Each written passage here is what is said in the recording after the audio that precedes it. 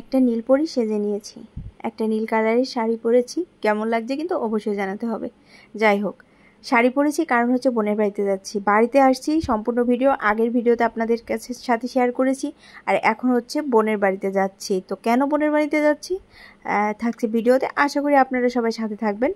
এই তো আমি রেডি হয়ে নিয়েছি, বাবাও এদিকে বাবার বাইকটা বের করে নিয়েছে, মানে আমরাও রওনা দিয়েছি, বাবাও হচ্ছে রওনা দিচ্ছে। বাবা যাচ্ছে অফিসে আর আমরা যাচ্ছি হচ্ছে বোনের বাড়িতে।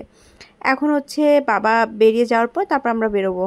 এদিকে বাইরে এত বৃষ্টি হয়েছে, বিশ্বাস করুন, বৃষ্টিতে মনে হচ্ছিল যে একদম কাদা মাটির মধ্যে মানে চলে যাবো, এরকম একটা অবস্থা। তার মধ্যে আবার পরেছি শাড়ি।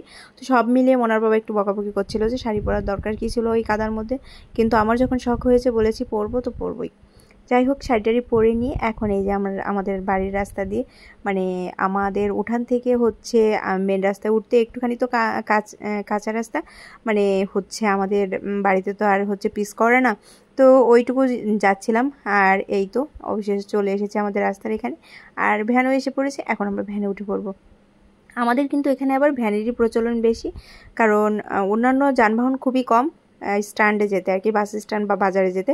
এখানে আমরা এখনও ভ্যানের প্রচলনটাই বেশি। তো ওই যে ভ্যানে উঠে পড়েছি, আমি পিছনে উঠেছি আর ওরা হচ্ছে সামনে উঠেছে। না, আমি সামনে উঠেছি, মনার বাবা পিছনে উঠেছে। তো যাই হোক, এখন চলে এসেছি বাস স্ট্যান্ড আর এসে অপেক্ষা করছি। এটা হচ্ছে সবচাইতে অসহ্যকর একটা ব্যাপার, মানে গাড়ির জন্য অপেক্ষা করাটা যে কী পরিমাণ বিরক্ত লাগে আমার, যেটা বলার মতো না। যাই হোক, অবশেষে উঠে পড়েছি। মামামের কিন্তু ভীষণ রাগ হয়েছে, দেখেছেন মুখটা কেমন করেছে। যাই হোক, অবশেষে তাকে কনভিন্স করিয়ে তারপর আমার খুব টায়ার্ড লাগছিল, আমি চোখ বন্ধ করে রয়েছি। আর মাম্মা তো শুধু দুষ্টুমি করে যাচ্ছে। এবারে যখন গাড়ির মধ্যে দেখলাম হচ্ছে ঝুরি ভাজা, আমার একদম এত লোভ হয়েছে যেটা বলার মতো না। কারণ ঝুরি ভাজা আমি দেখলেই আমার ভীষণ পছন্দ হয়। আর যেহেতু গাড়িতে দেখেছি, মনার বাবা বলছিল তাহলে আমরা সবাই মিলে এখানে বসে বসে খেয়ে নিই। আর আমাদের বাড়ি থেকে বোনের বাড়িতে যেতে প্রায় হচ্ছে 3.25 ঘন্টা বা 3 ঘন্টা সময় লাগে। এবার এত সময়, তাই জন্য ভাবলাম কি ঠিক আছে তাহলে খাই। এই যে আমরা সবাই মিলে খাচ্ছি, আর বাইরে কিন্তু ওই যে দেখতে পাচ্ছেন বৃষ্টি হচ্ছে। মানে আমরা যখন বাড়িতে গিয়েছিলাম প্রচুর বৃষ্টি ছিল, এবারে দেখলাম পেয়ারা, তো পেয়ারাও খেয়ে নিলাম।